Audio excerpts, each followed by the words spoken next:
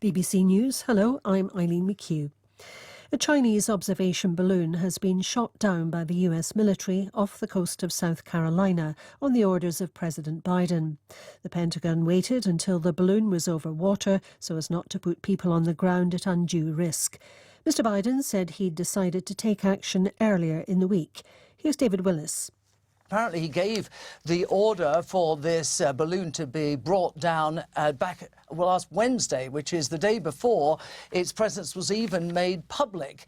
But military officials decided to hang on because of the fear of this thing raining debris down over the US mainland. Instead, they decided to wait, as they did cautiously, until it had crossed the coast of South Carolina, whereupon they cleared the airspace, and then they fired that one shot from a US fighter jet that brought the balloon down.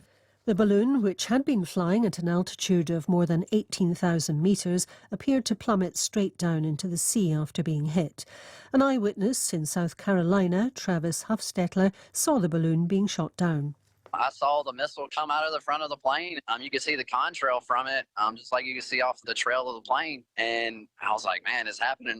And you seen it hit it. And as soon as it hit it, I didn't hear the sound because I had a lot of wind coming where I was at. But you could just see it. As soon as it hit the balloon, it hit it, and it just popped. And it was like confetti falling from the sky, above it. And then everything just collapsed and started, falling down.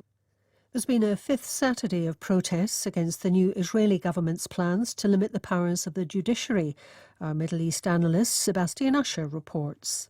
Last Saturday, the weekly rally against Benjamin Netanyahu and his coalition that's reliant on small ultranationalist and religious parties was subdued after the attack by Palestinian gunmen in Jerusalem that killed 7 people the previous evening. But the protest has regained momentum with a big turnout, even in the pouring rain in Tel Aviv.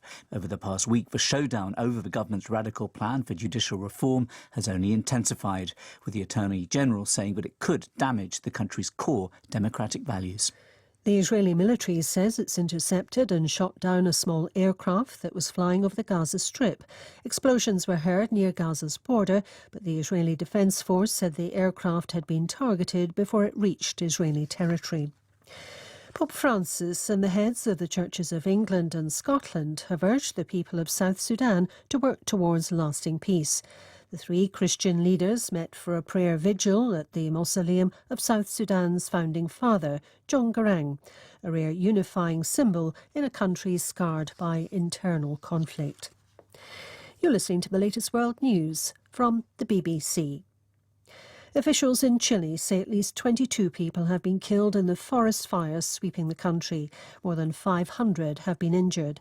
A state of disaster already in force in Ñuble and Biobío states has been extended to Araucanía in the south of the country.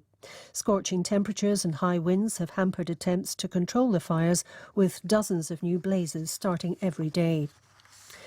The government in Ethiopia says the National Bank is to send the equivalent of more than $90 million to Tigray to help restore banking services.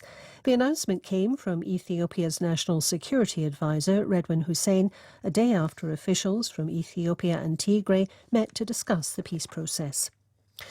9 people were killed when heavily armed Islamist militants attacked a camp in western Niger, housing refugees from neighbouring Mali. 1 person was injured and 6 are still missing. A local official said the attack took place on Wednesday in the Tawa region, which shares a border with Mali. A British family has issued a public apology to the people of the Caribbean island of Grenada, where its ancestors owned more than 1,000 slaves in the 19th century.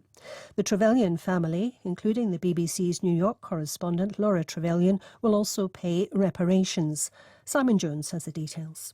When Laura Trevelyan travelled to Grenada last year to trace her family's past for a BBC documentary, she said she was shocked and ashamed at what she found. Now more than 40 members of the Trevelyan family have agreed to issue a public apology, stating, "Slavery is unacceptable and repugnant. We repudiate our ancestors." They are donating £100,000 to establish a community fund on the island and to pay for research into the economic impact of slavery.